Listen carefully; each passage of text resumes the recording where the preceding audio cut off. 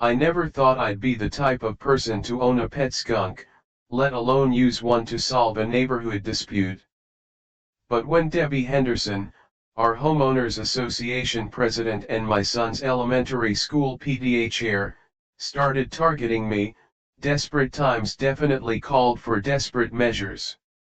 It all kicked off about 3 months ago when I moved into Willow Creek Estates, a pristine suburban neighborhood with manicured lawns and houses that look straight out of a magazine. As a single dad with a 7-year-old son, I was stoked to find a home in a good school district that I could actually afford. The previous owners had left in a hurry due to a job relocation, selling at a price way below market value. I should have known it was too good to be true. On my very first day, while unloading the moving truck, I met Debbie Henderson. She marched up my driveway in her designer athleisure wear, clipboard in hand, her sun-kissed blonde hair gleaming. "You must be the new resident," she said, not even bothering with an introduction. "I'm conducting your welcome inspection." Before I could even wrap my head around what a welcome inspection entailed, she was already scrutinizing my moving boxes and frowning at my modest furniture. "I see you have a basketball hoop in your garage," she noted, scribbling something down. "Just so you know, those aren't permitted to be visible from the street. And your mailbox is the wrong shade of black.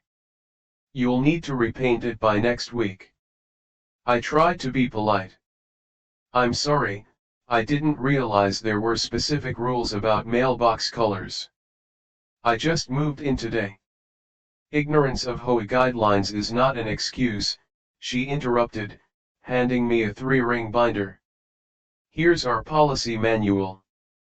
I suggest you familiarize yourself with it immediately. I'm also the president of the PTA at Willow Creek Elementary, where I assume your son will be attending. We have standards here, Mr. Miller." That was my introduction to Debbie Henderson, and things only spiraled downward from there. Every week brought a fresh violation notice. My grass was half an inch too tall, my garbage cans were visible from the street for more than 12 hours after collection, the wind chimes on my porch were noise pollution. Each notice came with a fine, and each fine seemed steeper than the last. My 7-year-old son, Alex, started having trouble at school, too. As the PTA chair, Debbie wielded influence everywhere. Alex would come home saying his teacher kept moving his desk or that he wasn't being called on in class. When I tried to speak with his teacher, she seemed nervous and kept glancing at the door, as if afraid Debbie might walk in any moment. "Mrs. Henderson is very involved in classroom management decisions," she admitted quietly. "She feels your son is disruptive." Alex, my shy, bookish kid who preferred reading to recess, disruptive. It was ludicrous. But I began to grasp the real issue when I attended a PTA meeting and suggested starting a weekend science club. Debbie shot me down immediately, claiming there wasn't enough interest, despite several parents nodding enthusiastically at my proposal. "We don't need newcomers changing our successful programs," she announced to the room. The way she emphasized newcomers made it crystal clear, I was an outsider who had snagged a deal on a house in her perfect neighborhood, and she was going to make me pay for it one way or another. Then my packages started vanishing. Working from home as a software developer, I frequently ordered supplies online. At first, I thought it was just regular porch pirates, but then I noticed a pattern. Only certain packages went missing, usually the expensive ones, like my new laptop or the special edition books I'd ordered for Alex's birthday. I installed a doorbell camera, only to receive an HOA violation notice the next day citing unapproved exterior modifications. Still, before Debbie could force me to remove it, I caught her on video. There she was in broad daylight, strolling up to my porch in her tennis outfit, checking her surroundings, and then calmly picking up my package before walking away with it. She didn't even try to hide her face. I took the footage to the local police station, but the officer who took my report seemed uncomfortable when I mentioned Debbie's name. Mrs. Henderson is very active in our community outreach programs, he explained, shuffling papers on his desk. Are you sure it wasn't a misunderstanding? Maybe she was just moving the package to protect it from rain. It was 75 degrees and sunny that day. I tried confronting Debbie directly at the next HOA meeting. I have video evidence of you taking packages from my porch, I said when it was my turn to speak. I'd like them returned immediately, or I'll pursue this matter further. Debbie didn't even flinch. I was removing improperly delivered packages as per Section 23 of the HOA Guidelines, which states that unsightly items cannot remain on porches for extended periods. If you'd read the manual, you'd know that packages must be retrieved within 30 minutes of delivery. The other board members nodded along, clearly under her spell. I glanced down at my copy of the guidelines. There was no. She was totally making rules up now. When I pointed this out, she simply smiled. We voted on the amendment last month. You would have known if you'd attended the meeting. I checked the meeting minutes later. No such vote had ever taken place. Debbie was lying, plain and simple, but she had the entire board eating out of her hand. I felt powerless and increasingly ticked off. The final straw came when a specialized medical device for Alex's asthma went missing. That package wasn't just expensive, it was absolutely essential for my son's health. I was at my wit's end when fate, in a rather unusual form, intervened. Patunia. For you, a free like is easy. But for me, it is the greatest support and encouragement.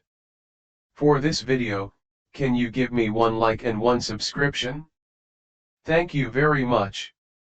I hadn't planned on adopting a descented pet skunk.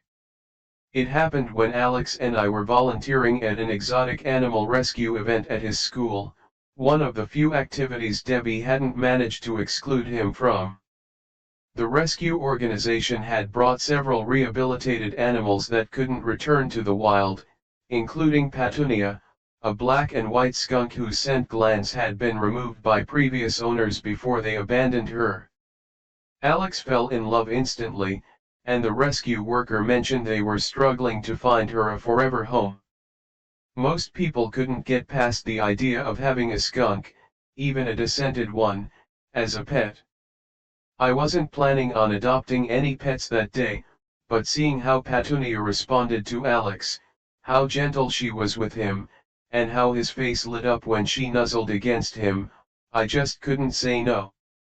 Of course, Debbie found out immediately. Exotic pets are strictly prohibited. She shrieked when she spotted Alex walking Patunia on a leash in our backyard. I calmly showed her the documentation from the exotic animal specialist confirming that descented skunks were legal pets in our state and county, and there was nothing in the HOA guidelines specifically prohibiting them. For once, Debbie was speechless, but the look she gave me promised payback. Sure enough, the next day I received notice of an emergency HOA meeting to amend the pet policy.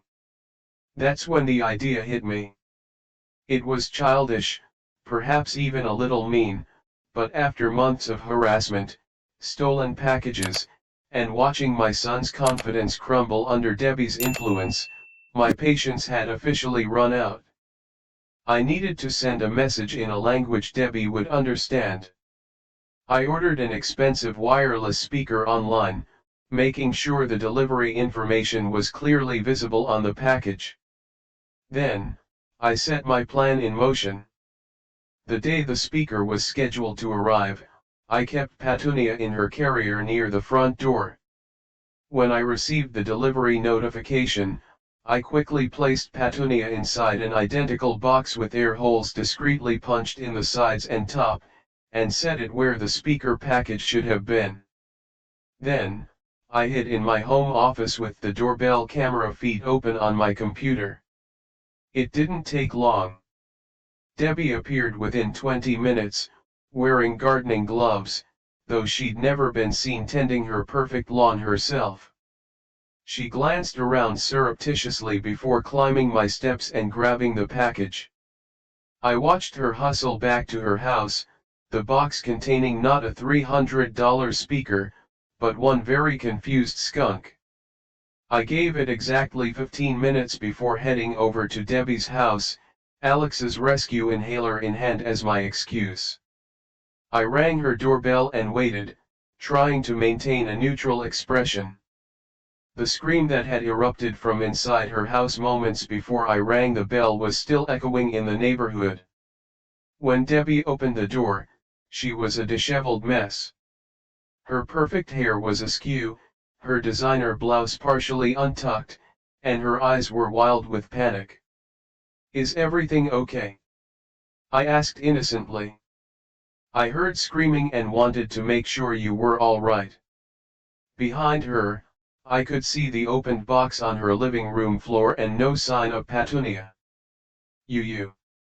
She sputtered, pointing a shaking finger at me. "There was a skunk in that package. It's loose in my house." I feigned surprise. "A skunk? Why would there be a skunk in my package?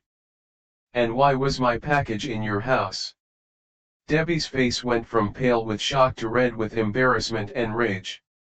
"You did this on purpose," she accused. "Did what?" "I came to ask if you've seen Alex's inhaler delivery. It's the third package that's gone missing this month, and he really needs it." I held up the inhaler. "Luckily, I found a backup, but I'm really concerned about all these missing deliveries. In fact, I've started documenting them for the police." As if on cue, Patunia waddled out from Debbie's kitchen, looking quite pleased with herself. I knelt down. "Patunia, how did you get in here, girl?" I picked her up gently. "I'm so sorry, Debbie. She must have gotten out when I was bringing in groceries. How strange that she ended up in your house." Debbie was apoplectic, sputtering incoherently as she pointed from me to Patunia and back again. I'll have you evicted for this." "Evicted for what?" "Retrieving my pet that somehow got into your house? Speaking of which, I couldn't help but notice my missing packages stacked in your foyer." I nodded toward a pile of opened boxes clearly visible behind her, including the distinctive packaging of Alex's medical supplies. At that moment, Debbie's husband emerged from upstairs, looking confused. "Karen, why is there skunk hair all over our bed? And what's with all these packages in the foyer?" He noticed me standing in the doorway. "Oh, hello there. Are these yours?" Karen told me she was holding packages for neighbors while they were out of town, but I don't remember her mentioning your name. Debbie's face went from red to purple. "James, not now," she hissed at her husband. "Actually," I said pleasantly, "I've been trying to track down several missing deliveries. If those are mine, I'd appreciate getting them back." James looked increasingly uncomfortable as he glanced between the packages, his fuming wife, and me standing calmly with the skunk in my arms. "Karen, have you been taking his packages?" "I'd be happy to show you the doorbell camera footage," I offered helpfully. "I've been collecting evidence for weeks now." That was the moment Debbie broke. "They're ruining the neighborhood," she exploded. "People like him getting houses at discount prices, bringing down property values with their basketball hoops and their exotic pets, and their complete disregard for standards. Her husband stared at her in shock. "You've been stealing packages because you don't like his basketball hoop."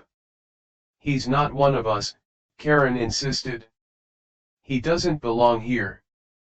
2 days later, I sat in the school principal's office with Alex's teacher, the superintendent, and Debbie's husband, James, who looked thoroughly embarrassed as we reviewed the evidence, not just of Debbie's package theft, but of her systematic harassment of my son at school.